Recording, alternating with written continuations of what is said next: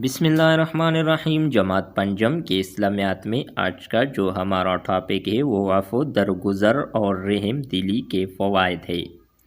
عفو درگزر اور رحم دلی کا رویہ اپنانے سے پہلا فائدہ یہ ہے کہ آپس میں محبت بڑھتی ہے اور دل صاف رہتے ہیں۔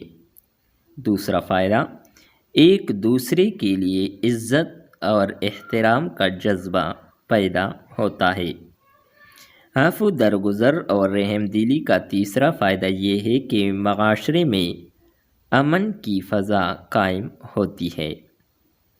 چوتھا فائدہ ہے کہ دنیا اور آخرت میں اللہ تعالیٰ کی رضا حاصل ہوتی ہے عفو درگزر اور رحم دلی سے۔